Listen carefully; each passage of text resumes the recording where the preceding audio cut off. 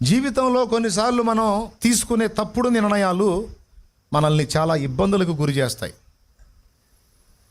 కొన్నిసార్లు మనం వేసిన తప్పటడుగులు, తప్పుడు నిర్ణయాలు మనల్ని క్షోభలోకి, శ్రమలోనికి, సమస్యలోనికి, వేదనలోనికి నెట్టేస్తాయి. అయితే అలాగ నెట్టబడిన ఒక కుటుంబం గురించి బైబిల్లో రాస్తుంది. బెత్లెహేములో కరువు వచ్చిందని మోయాబు ప్రాంతంలో సమృద్ధి ఉందని భార్యాభర్త మాట్లాడుకొని చక్కని ఇద్దరు కొడుకుల్ని చేతబట్టుకొని బెత్లెహేములో వచ్చిన కరువు నుంచి తప్పించుకోవటానికి మోయాబు ప్రాంతానికి వెళ్ళింది ఆ కుటుంబం. మిగిలిన వాళ్ళు మోయాబుకి వెళ్ళలా, బెత్లెహేమీలు అక్కడే ఉన్నారు. కరువు ఎందుకు వచ్చిందంటే చేసిన పాపాలను బట్టి దేవునికి కోపం వచ్చింది, కరువు పంపించాడు. ఇప్పుడు పశ్చాత్తాపతులమై మారు మనసు పొంది దేవుని వైపు తిరిగితే దాన్ని తీసేస్తాడు, మళ్ళీ అన్నం పెడతాడు, రొట్టిస్తాడు, ఆయనే చేయాలని మిగిలిన కుటుంబాలన్నీ అక్కడే ఆగిపోయాయి. దేవుని ఉగ్రత భరిస్తూ, దేవుణ్ణే వేడుకుంటూ, మారు మనసు పొంది పాపములు ఒప్పుకొని దిద్దుకొని అక్కడే ఆగారు. వీళ్ళు కూడా అదే పని చేస్తే బాగుండేది. వీళ్ళు ఏం చేశారంటే, మిగిలిన వాళ్ళందరూ చచ్చినా బతికినా మనకు సంబంధం లేదు, మనం ఎక్కడుంటే చచ్చిపోయేటట్టున్నాం, మనం వెళ్ళిపోదాం అని మోయాబు ప్రాంతానికి వెళ్ళాం. భార్యాభర్త, ఇద్దరు కొడుకులు. మోయాబు ప్రాంతానికి వెళ్ళిన తర్వాత అక్కడ స్థిరపడ్డారు. కాస్త కూస్తో సంపాదన ఉండింది, రోజు ఆహారం దొరుకుతుంది, బాగుంది. ఈలోపు ఆడికి పోయినాక భర్త చచ్చిపోయాడు ఆమెకి. బెత్లెహేములో ఉంటే పరిస్థితి ఎట్లుంటుందో, బెత్లెహేములో ఉన్నవాళ్ళు బాగానే ఉన్నారు, కానీ తప్పించుకొని బతుకుదామని మోయాబు పోయిన వాళ్ళకి భర్త చచ్చిపోయాడు ఆమెకి. తర్వాత ఇద్దరు కొడుకులకి పెళ్ళిళ్ళు చేసింది. ఏమండి, కొడుకుల పేర్లు మహ్లోను, కిల్యోను. ఆయన పేరు ఎలీమెలెకు, ఆమె పేరు నయోమి. కొడుకులు ఇద్దరికి పెళ్ళిళ్ళు చేసిందండి. ఒకటి భార్య పేరు ఓర్పా, రెండవ వాడి భార్య పేరు రూతు. ఇద్దరికి పెళ్ళిళ్ళు చేసింది.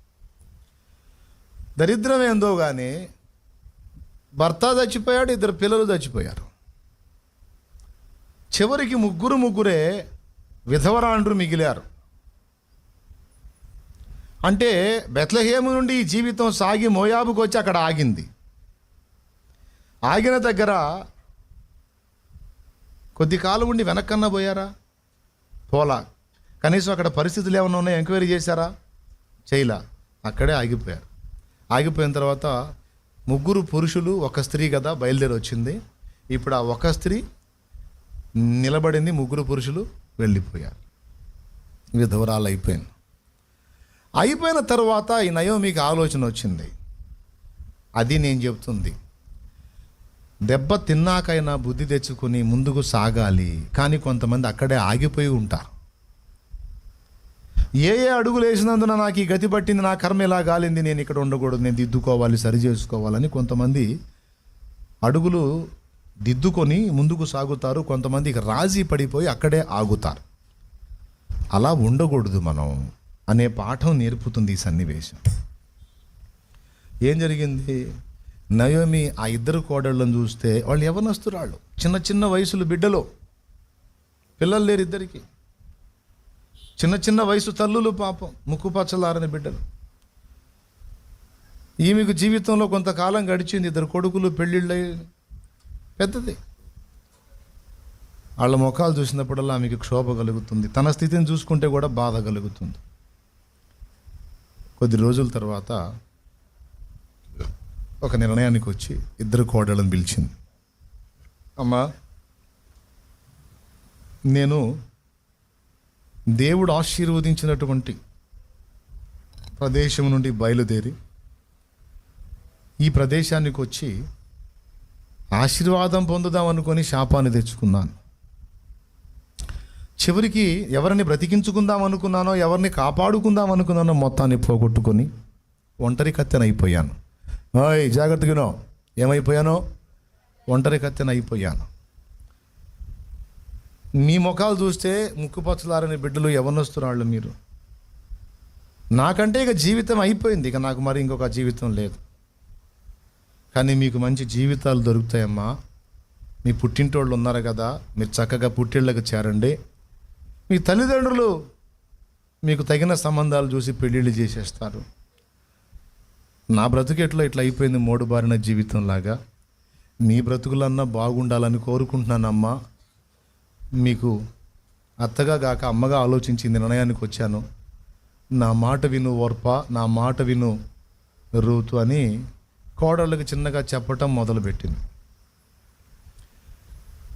రూతు ఒక రకంగా స్పందించింది, ఓర్ప ఒక రకంగా స్పందించింది. ఓర్ప ఏం చేసిందంటే, చాలా వందనాలు అత్తగారు, నిజంగా నువ్వు అత్తవి కాదు అమ్మవి, నిజంగా కూతుళ్ళలాగా మమ్మల్ని ఆలోచించి మాకు మళ్ళా లైఫ్ దొరకాలని అనుకుని మా తల్లిలాగా నువ్వు స్పందించావమ్మా. నిజంగా నీలాంటి అత్త దొరకటం మా అదృష్టం అని నిజంగా అని అత్తని హగ్ చేసుకొని కౌగిలించుకొని గట్టిగా ఒక ముద్దు పెట్టేసి, మరి మంచి సలహా ఇచ్చే అత్తగారు, మీరు సెలవిస్తే బయలుదేరుతాను అంతే. సంతోషంగా వెళ్ళరా తల్లి, ఇంకా రావటాన్ని నేను ఉండను, వెళ్ళమ్మా అని చెప్పి సాగనంపింది. వెళ్ళిపోయింది. ఆమె వెళ్ళిపోయిన తర్వాత ఇద్దరు అయ్యారు. ఇప్పుడు నయోమి రూతు దగ్గరికి వచ్చింది.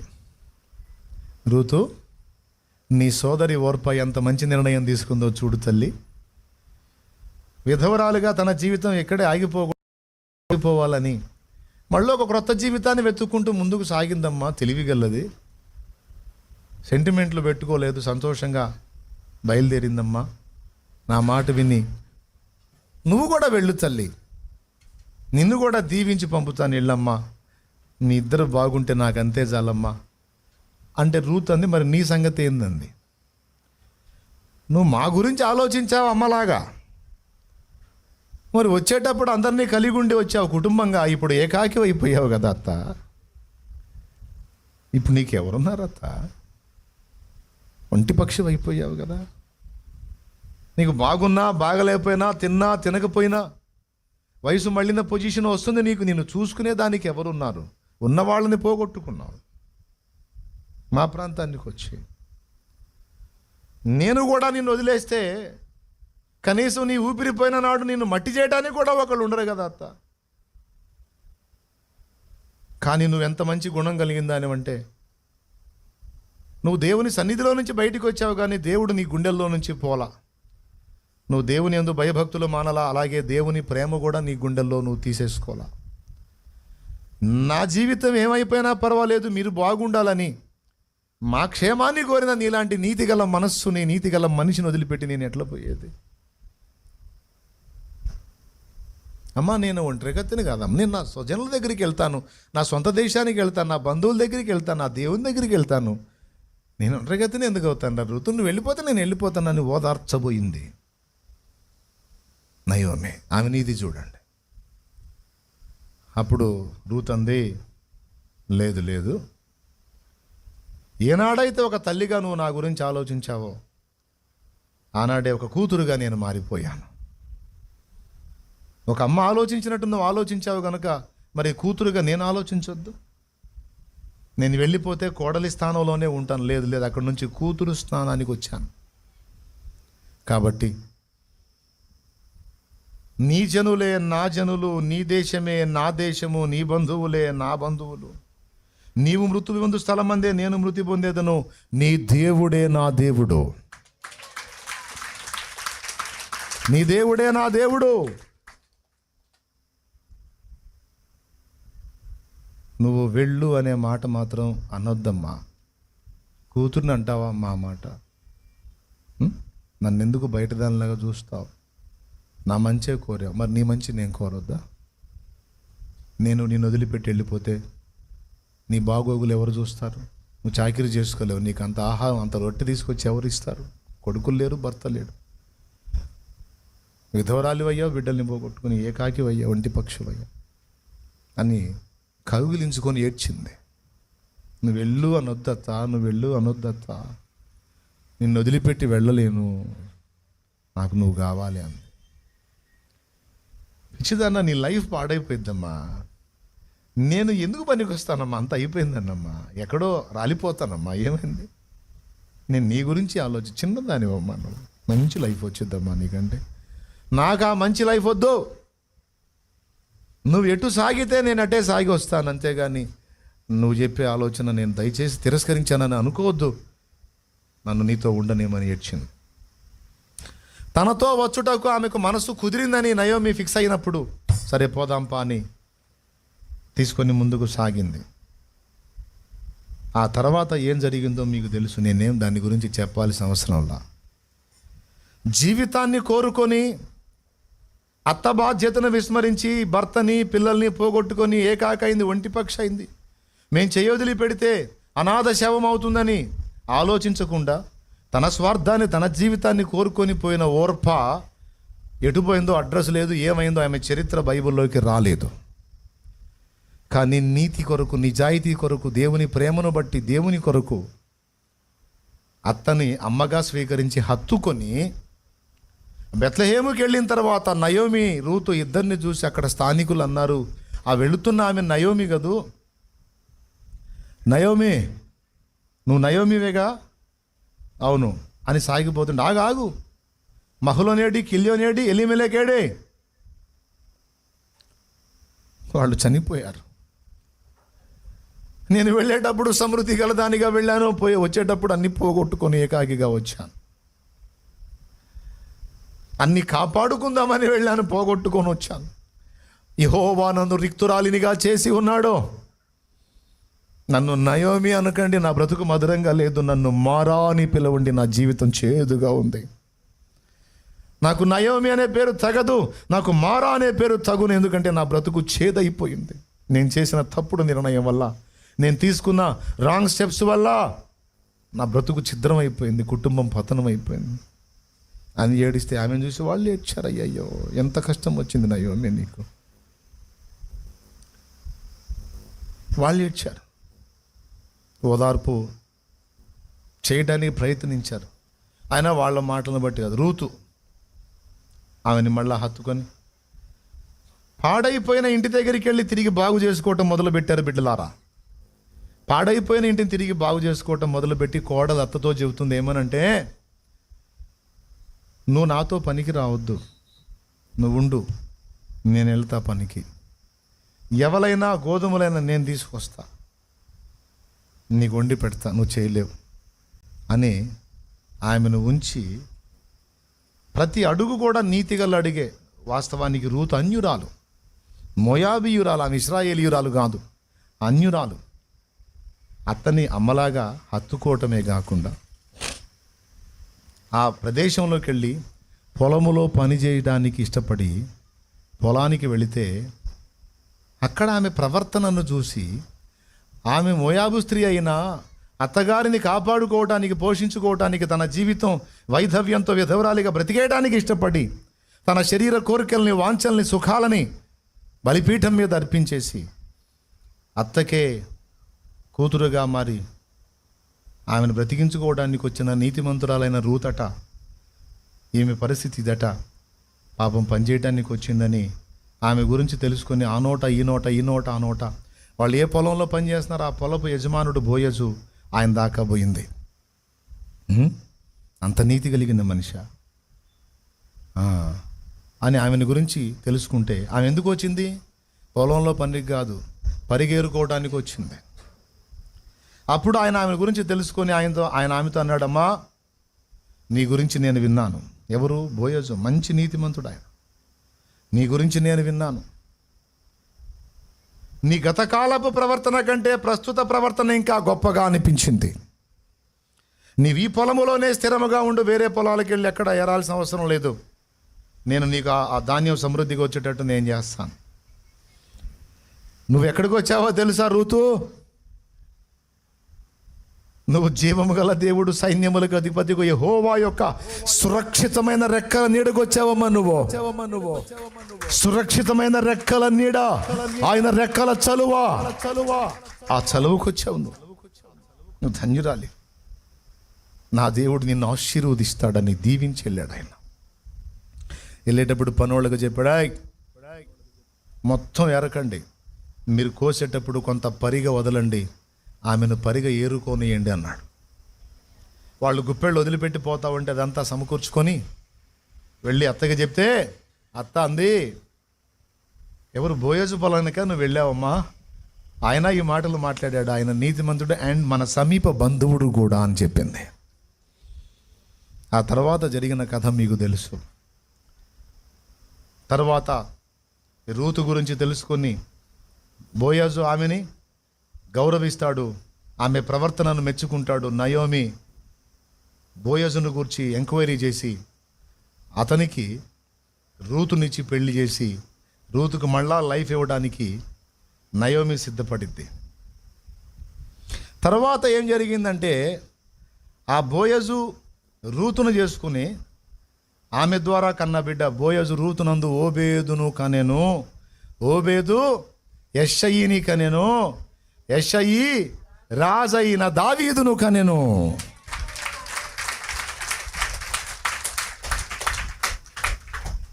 ఇప్పుడు చెప్పండి, దావీదు వాళ్ళ తాతమ్మ ఎవరో తెలుసా?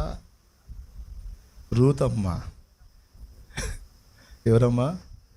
మరి ఓర్పమ్మ ఏది ఓర్పమ్మ ఏది? ఓర్పు లేని ఓర్పమ్మ అడ్రస్ లేకుండా పోయింది. ఓర్పుతో నీతికి నిలబడి ప్రేమను చూపిన రూతు చరిత్ర బైబిల్ 66 పుస్తకాల్లో ఒక పుస్తకం అయిందమ్మా. ఏంది అట్టుకొట్టారు? జాతి కొరకు ఉపవాస దీక్షతో పోరాడిన ఎస్తేరు రాణిలా, నీతి కొరకు తన అత్తను విడువక హత్తుకున్న రూతమ్మ ప్రేమలా, జాతి కొరకు ఉపవాస దీక్షతో పోరాడిన ఎస్తేరు రాణిలా, నీతి కొరకు తన అత్తను విడువక హత్తుకున్న కన్నీళ్లతో ప్రభు కాళ్ళు కడిగి తన కురులతో తుడిచిన మగ్దలేనలా, కన్నీళ్లతో ప్రభు కాళ్ళు కడిగి తన కురులతో తుడిచిన అన్నావలే మన దొర్కావలే ప్రిస్కిల్ల ఓలే విశ్వాసవనితల, అన్నావలే మన దొర్కావలే ప్రిస్కిల్ల ఓలే విశ్వాసవనితల, వారి దీక్షయే సత్వమై అనంతరాజ్యపు నిత్య స్వాస్థ్యమై, వారి దీక్షయే వారసత్వమై అనంతరాజ్యపు నిత్య స్వాస్థ్యమై, పవిత్రమైన హృదయము కలిగి ప్రభువు కొరకు జీవించాలమ్మ, పవిత్రమైన హృదయము కలిగి ప్రభువు కొరకు జీవించాలమ్మ. ఆశపడకు ఆశపడకు ఈ లోకం కోసం చెల్లెమ్మా, ఆశించేది ఏదైనా అది మట్టేనమ్మా, మనిషి ఆశించేది ఏదైనా అది మట్టేనమ్మా. Praise the lord. నయోమి ఆగిన దగ్గరే ఆగితే, మోయాబులోనే ఆగితే, ఓర్పాలాగా రూతు తన స్వార్థానికి ముందుకు సాగితే, లేదా ఇద్దరు కలిసి మోయాబులోనే ఆగితే ఇప్పుడు మనం చెప్పుకున్న సబ్జెక్ట్ అంతా ఉండేది కాదు, ఈ మ్యాటర్ అంతా ఉండేది కాదు. దావీదు లైన్లోకి వచ్చేవాడే కాదు. చూడండి, ఎక్కడ పడ్డామో అక్కడే కూర్చోకూడదు నాన్న. దేవుని యందలి విశ్వాసం ఉంచి రూత్ అన్న మాటల్లో ఆణిముత్యం లాంటి మాట ఏంటి తెలుసు? నీ దేవుడే నా దేవుడని కదిలింది. చూడు, అక్కడ అక్కడ అక్కడ ఆలకించాడు. ఆకాశం నుండి తొంగి చూచేవాడు రూతు మాట్లాడిన మాటలు ఆలకించాడు. అందులో నీ దేవుడే నా దేవుడు అనేసరికి అప్పుడా శబాష్ కదా, రైట్ అనాల్సిన మాట అన్నావు. ఇక నేను నీ జీవితాన్ని డిజైన్ చేస్తారా, నీ చేదైన అనుభవాల్ని నేను మధురమైన అనుభవాలుగా మార్చి చరిత్ర పుటల్లో నేను ఎక్కిస్తాదా నా కుమారి రా అని స్వీకరించాడు నా దేవుడు. నేను అంటున్నాను ఏంటంటే, నువ్వు పాపంలో బందీవై అక్కడే ఆగిపోయావా? శోధనల్లో సమస్యల్లో బందీవై అక్కడే ఆగిపోయావా? దుర్వ్యసనాలకు చిక్కుపడిపోయి నువ్వు అక్కడే కూర్చున్నావా? లేకపోతే సేవకొచ్చి కూడా ఎదుగు బొదుగు లేని స్థితిలో నువ్వు అక్కడే కుంటుపడిపోతున్నావా? అయితే దేవుడు ఈరోజు నీతో మాట్లాడుతున్నాడు. అక్కడి నుంచి లెగు, నేను చెప్పినట్లుగా నీవు ముందుకు సాగు అంటున్నాడు. ముందుకు సాగు. ఇప్పటిదాకా కొన్ని అధ్యాయాలు నడిచినాయి నీ జీవితంలో. నువ్వు ఊహించని వినూత్నమైన అధ్యాయాన్ని నీ జీవితంలో నేను మొదలు పెడతానంటాడు ఆయన. అయితే నువ్వు ఉన్న చాటే పడి ఉంటానంటే కష్టం. నువ్వు లేచి ముందుకు నడవాలి. స్వస్థపరిచినప్పుడు కూడా అదే అన్నాడు, నీవు లేచి నీ పరుపెత్తుకొని నడువు అన్నాడు. నడు లేచి కూర్చో అనలా. ఎక్కడుందంటే చెప్పండి నాకు. ఏమన్నాడు?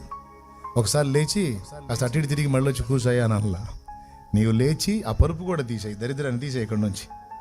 సంవత్సరాలు దీని మీదే వేసావు, సీటింగ్ కదలకుండా. నువ్వు లే పరుపు కొడిది. ఇప్పటిదాకా నిన్ను మోసింది ఆ పరుపు సంవత్సరాలు, ఇక నేను ఎత్తిన పెట్టుకుని దాన్ని మై పక్షవాత రోగిని స్వస్థపరిచిన ఆ కుమారుడా, నీవు లేచి నీ మంచం ఎత్తుకొని నడు. ఓకేనా? ఇప్పటిదాకా నిన్ను మోసింది సంఘం, ఇక నుంచి నువ్వు ఒక సంఘాన్ని మోయడానికి రెడీ కావాలి.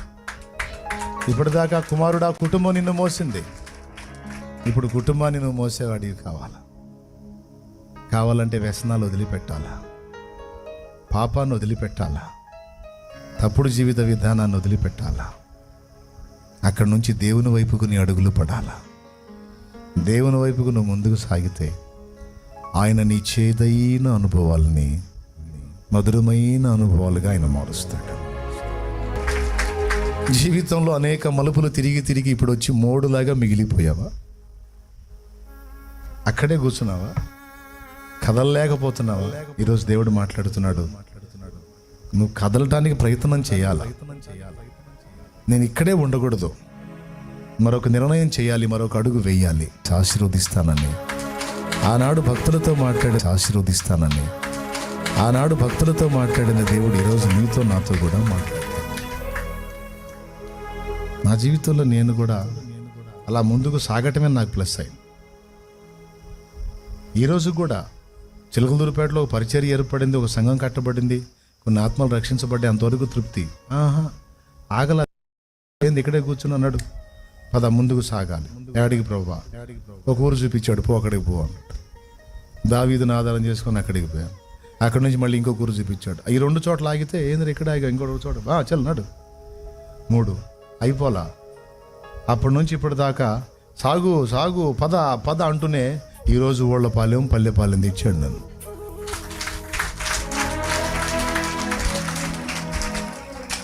నువ్వు నడువు అన్నాడు, నడుస్తున్నాను. ఆయన కార్యాలు ఆయన చేస్తున్నాడు, అలా సాగిపోతున్నా. ఈరోజు ఒక్కసారి నీ మనస్సాక్షిని నువ్వు ప్రశ్నించుకో, ఆలోచించుకో. నువ్వు ఎక్కడ ఆగిపోయావో నీకు తెలుసు. నువ్వు ఉన్న చోటనే ఉంటే, కూలబడ్డ చోటనే కూలబడితే, ఆ వ్యసనాల్లో, ఆ పాపంలో, ఆ చీకట్లో, ఆ అంధకారంలో, ఆ బలహీనతల్లో, ఆ నిరాశ నిస్పృహల్లో, ఆ కృంగుబాట్లో, ఆ వేదనలో, ఆ దుఃఖంలో, ఆ నీరు గారిపోయిన అనుభవాల్లోనే నువ్వు ఆగిపోతే కొంతమంది దేవుడిని నమ్ముకొని డబ్బు కుప్పేసుకొని ఆ డబ్బు దగ్గర ఉండిపోయారు. పేతుర్ని పిలిచినప్పుడు ఊరక పిలవల, 2 దోణెల నిండా చేపలనిచ్చి నువ్వు వచ్చి నన్ను వెంబడించు అన్నాడు. చేపలు ఇవ్వకుండా పిలిస్తే బాగుండు, పోబుద్ది అయింది.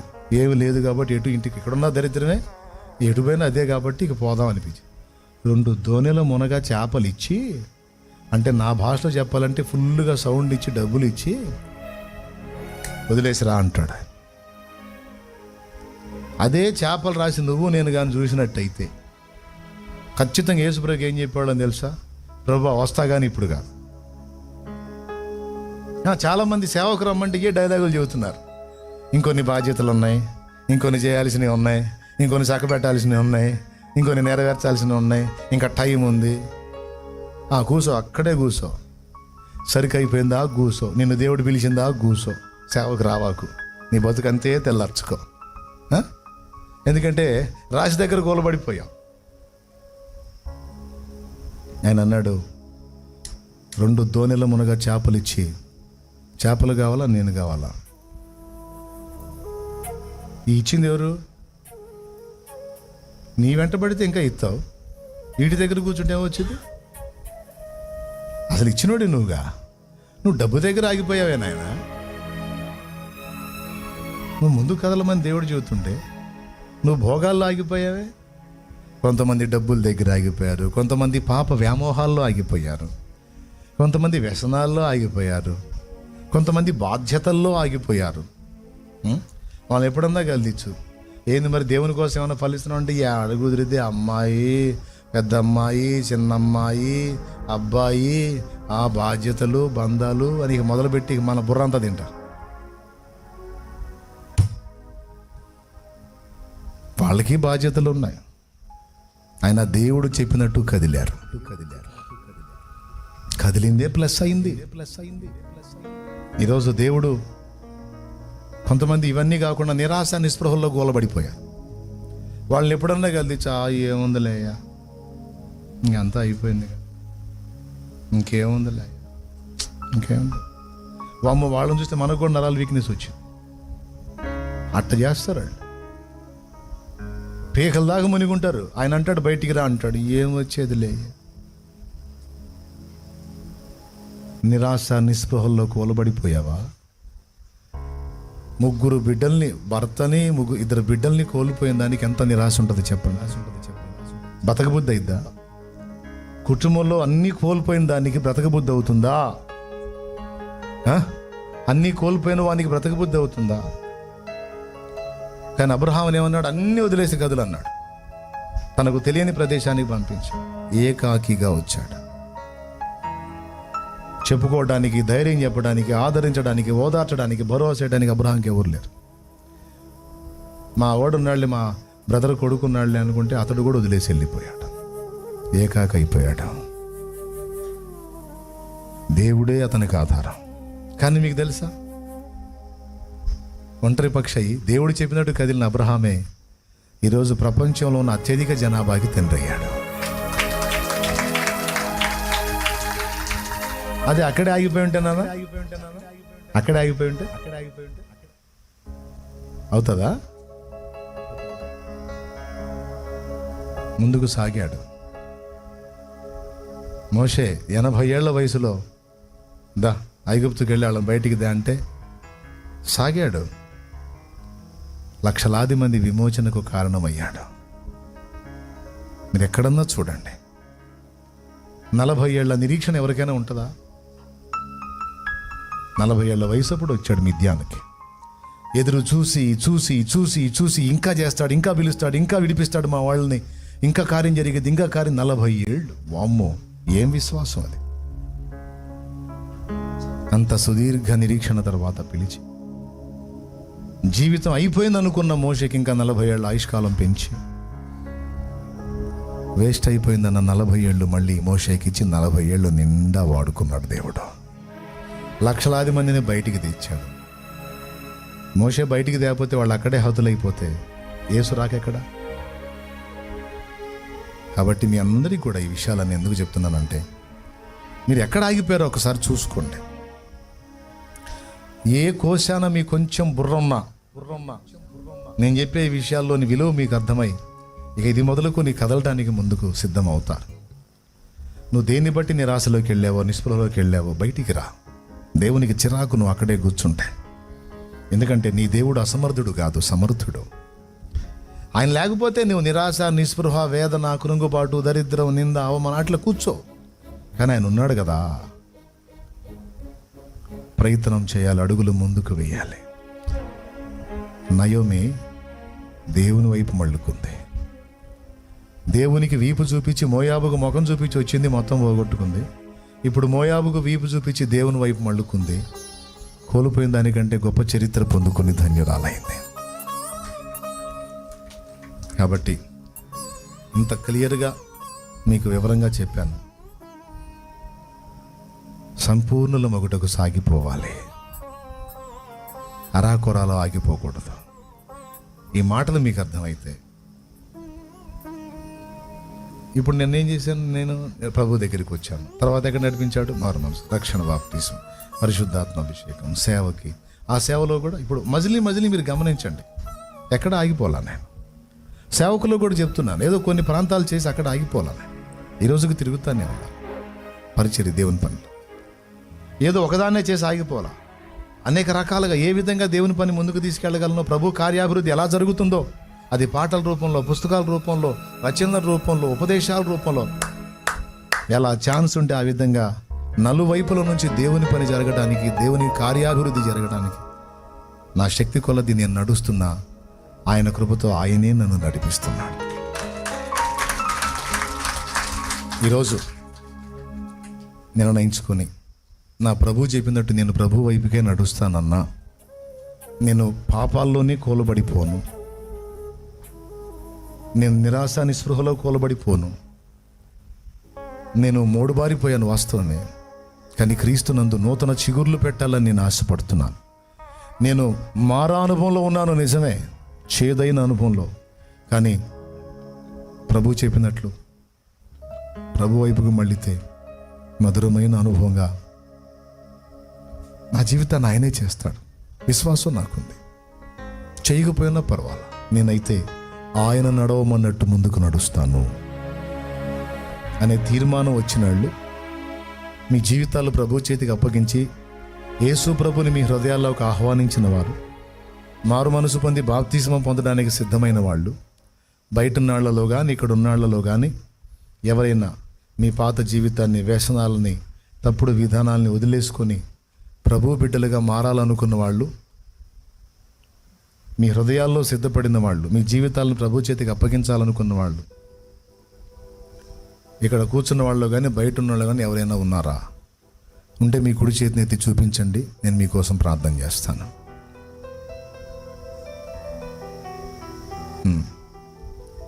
బయట వాళ్ళు కూడా అలా మీ కుడి చేతిని ఎత్తి చూపించండి. ఎవరైతే మీ జీవితాలను ప్రభు చేతికి అప్పగించుకొని రక్షణ పొందని వాళ్ళు రక్షణ కొరకు, రక్షణ పొందిన వాళ్ళు తర్వాత ఎత్తుదురు కానీ రక్షణ కొరకు, ముఖ్యంగా రక్షణ కొరకు, నేను నాకు రక్షణ, నేను ప్రభు వైపు నడుస్తానయ్యా, నా కోసం ప్రార్థన చేయి, నేను ఇక పాప జీవితంలో ఆగిపోను, ఆయన రక్తంలో కడిగేసుకుంటాను, రక్షణ పొందుతాను అన్నాడు. అలా చేతులెత్తున నిలబడండి నాన్న. అలా సిద్ధ మనసు కలిగినటువంటి బిడ్డలు లేచి నిలబడండి, రక్షణ కొరకు సిద్ధమైనటువంటి బిడ్డలు. మనమందరం ఈ బిడ్డల కోసం ప్రార్థన చేద్దాం. బయట ఉన్న వాళ్ళలో కూడా ఎవరైతే సిద్ధపడ్డారో ఇక జీవితాన్ని ప్రభు చేతికి అప్పగించడానికి లేచి నిలబడండి నాన్న. ఇక ప్రభు వైపు నడవాలని ఫిక్స్ అయ్యారు, ప్రభు ఆలోచన చొప్పున సాగాలని ఫిక్స్ అయ్యారు. ధన్యులు మీరు. ప్రార్థన చేద్దాం. మహాపరిశుద్ధ తండ్రి, గనుడవగు దేవా, నీకు వందనాలు. ఈ ఉపదేశం విన్న తర్వాత బిడ్డలు సిద్ధపడి నీ మార్గంలో, నీ నామంలో ముందుకు సాగాలని డిసైడ్ అయ్యారు. ఇక వీరిని నాయన నీ రక్తంలో కడిగి పరిశుద్ధపరిచి నీ మాట చొప్పున ముందుకు అడుగులేస్తున్నారు గనుక వారి జన్మ కర్మ పాపాలన్నీ కడిగి 2 జన్మల అనుభవం బిడ్డలకు దయచి, ఒక జన్మలోనే ఆగిపోయిన వాడు 2 మరణాలు పొందుతాడని, 2 జన్మల అనుభవం పొందినవాడు 1 మరణంతోనే నిత్య జీవానికి చేరుతాడని స్పష్టంగా అందించి ఈ బిడ్డలు విన్నారు, నిర్ణయానికి వచ్చారు. వారిని నీ రక్తంతో కడిగి పరిశుద్ధపరచు, మనోనేత్రాలు వెలిగించు. నీ సెలవైతే, నీకు ఇష్టమైతే ఈ రోజే వారు బాప్తిస్మం పొంది పరిశుద్ధులై ఆ నూతనమైన అడుగు ఈ రోజు నుంచే వాళ్ళు మొదలు పెట్టడానికి సహాయం వచ్చి, వ్యసనాల్లో ఉన్న వాళ్ళు ఈ రోజుతో వాటిని వదిలిపెట్టి మారు మనసు పొంది బాప్తిస్మం పొంది ఒక నూతన జీవితం ప్రారంభం చేయాలి. ఈ రోజు నిరాశ నిస్పృహలో ఉన్న బిడ్డలు బయటికి రావాలి. ఈ రోజు అంధకారంలోనే కూర్చుండిపోయిన వారు ఆశ్చర్యకరుడా నీ వెలుగులోనికి రావాలి. ఈ రోజు యేసు నామములో కనికరించి కృపనిచ్చి బిడ్డలను ఆశీర్వదించమా. నీ కరుణగల చేతికి బిడ్డలను అప్పగిస్తూ వీరికి నీ చేతులతో నీవే బాప్తిస్మం ఇచ్చి పరిశుద్ధులను గావించమా. యేసు నామములో ప్రార్థించి పొంది ఉన్నాం తండ్రి. ఆమేన్. సిద్ధపడిన మీ ఆత్మని నా తండ్రి రక్షించుగాక. ఆమేన్. మీ సిద్ధపాటు నిజమే అయితే, నిజంగా మీరు తీర్మానం చేసుకుంటే, బాప్తిస్మం పొందగోరితే మీరు ఆ ప్రక్క నుంచి నీళ్ళ దగ్గరికి వెళ్ళిపోండి. సిద్ధమైతే బయట వాళ్ళు కానీ లోపలి వాళ్ళు కానీ ఎవరైతే సిద్ధమయ్యారో చాలా ఏమన్నా నువ్వు ఇస్తే ఇప్పుడే తీసుకుంటామన్న అన్నోళ్ళు వచ్చేసేయండి, నీళ్ళ దగ్గరికి వెళ్ళిపోండి. నాన్న చప్పట్లు కూడా మహింపరుద్దాం, సిద్ధమైనది కదా. హల్లెలూయా. వెళ్ళిపోండి. రక్షణ పొందగొన్న వాళ్ళు వెళ్ళిపోవాలి. ఈరోజు పోతే రేపు నీదో కాదో తెలియదు. నేడే రక్షణ దినం, ఇదే అనుకూల సమయం. ఎవరో మనల్ని రక్షిస్తారని ఎవరి కోసమో మనం ఆలోచించొద్దు. మనం టైంని పోగొట్టుకోవద్దు. బయట ఉన్నాళ్లలో కానీ ఇక్కడ ఉన్నాళ్లలో కానీ త్వరగా వెళ్ళిపోండి నీళ్ళ దగ్గరికి. నేను బాప్టిజం ఇచ్చి బయలుదేరుతాను.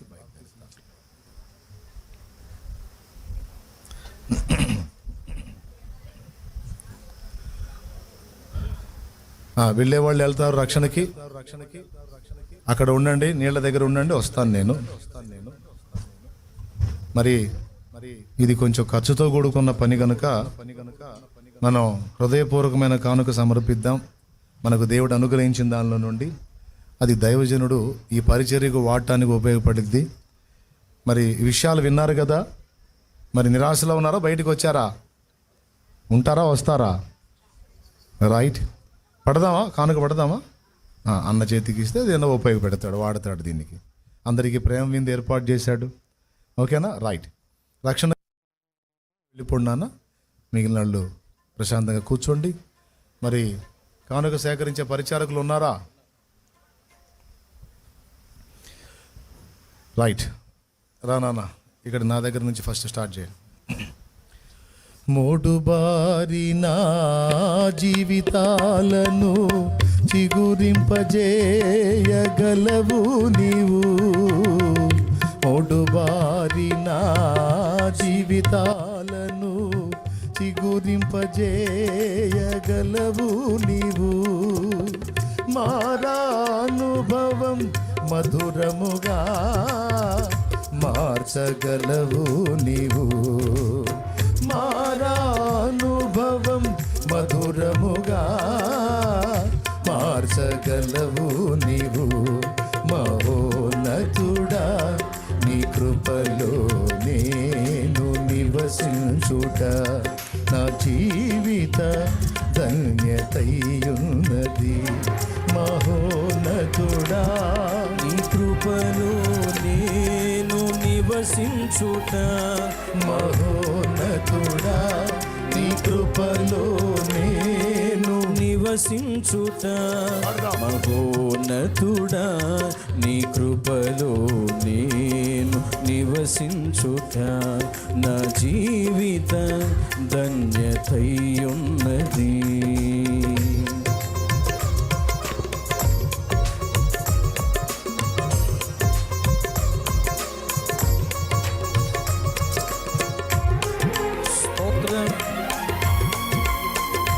బాప్తిస్మం కోసం సిద్ధపడిన వారు మందిరానికి కుడివైపుగా బాప్తిస్మాల తొట్టి ఉంది, అక్కడికి వెళ్ళిపోవాలి త్వరగా.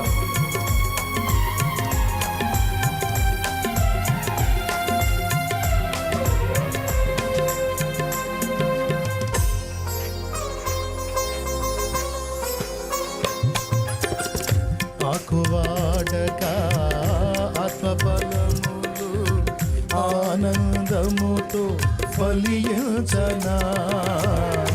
ఆకువాడక ఆత్మఫలములు ఆనందముతో ఫలించనా. జీవజలముల ఊటైనా నీ ఓరన నన్ను నాటితివా. జీవజలముల ఊటైనా నీ ఓరన నన్ను నాటితివా. మహోన్నతుడా, నీ కృపలో నేను నివసించుట నా జీవిత ధన్యతయున్నది. మహోన్నతుడా, నీ కృపలో నేను నివసించుట. మహోన్నతుడా, నీ కృపలో నేను నివసించుట. మహోన్నతుడా, నీ కృపలో నేను నివసించుట నా జీవిత ధన్యతయున్నది. వాడబారని స్వాస్థ్యము నాకై పరమందు దాచి ఉంచితివా.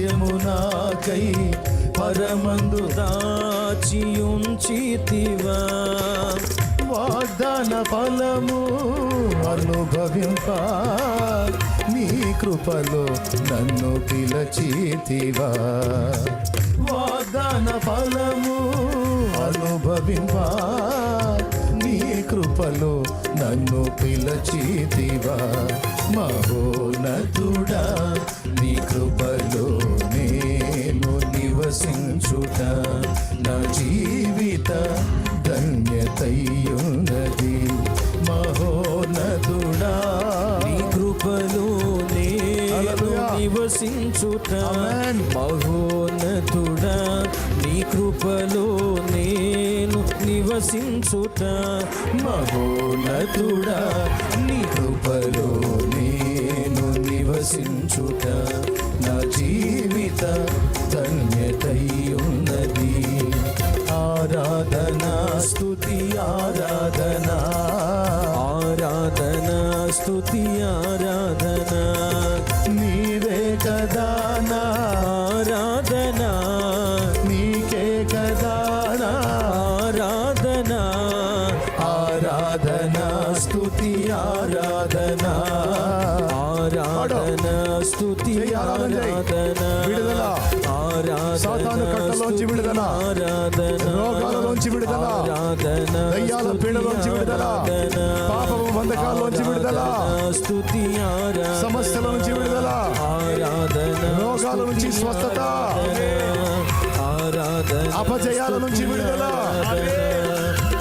జయము జయము జయము జయము హల్లెలూయా స్తుతి స్తుతి స్తుతి స్తుతి స్తుతి హల్లెలూయా ఆరాధన ఆరాధన ఆరాధన స్తుతి ఆరాధన ఆరాధన స్తుతి ఆరాధన నీవే కదా నా ఆరాధన నీకే కదా నా ఆరాధన ఆరాధన స్తుతి ఆరాధన ఆరాధన హల్లెలూయా. స్తుతి ఆరాధన సర్వశక్తి గల దేవా ఆరాధన స్తుతి బంధకాల నుంచి విడిపించేవాడా నీ ప్రజలు ఆరాధన స్తుతి ఆరాధన నీవు ప్రాణం ఇచ్చి కొన్న ప్రజలు కదమ నీ రెక్కల కిందకి వచ్చిన ప్రజలు పాపాలలో వాళ్ళని పెడతావా నరకానికి అప్పగిస్తావా మాట్లాడు ఆరాధన స్తుతి వెలిగించు విడిపించు స్తుతి ఆరాధన రక్షించు లేవనెత్తు స్వస్థపరచు ప్రాణాత్మ దేహములను ఆరాధన నీవే లార్డ్ అభిషేకించు మమ్మల్ని అభిషేకించు మమ్మల్ని ఆత్మతో ఆత్మతో అభిషేకించు పరిశుద్ధ ఆత్మతో నింపు ఆత్మ ఫలము నింపు ఆత్మ వరముల నింపు ఆరాధన స్తుతి హల్లెలూయా ఆరాధన హల్లెలూయా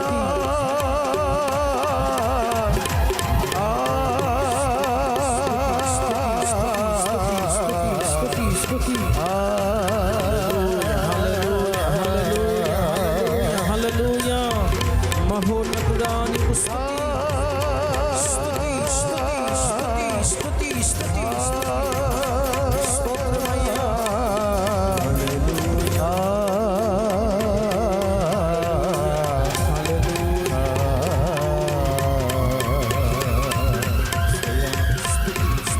స్తుతి స్తోత్రం స్తుతి స్తోత్రం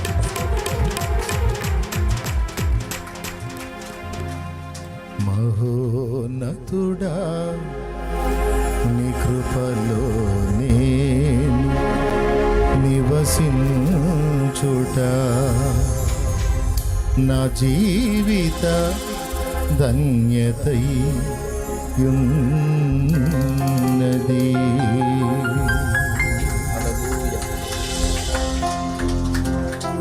అందరం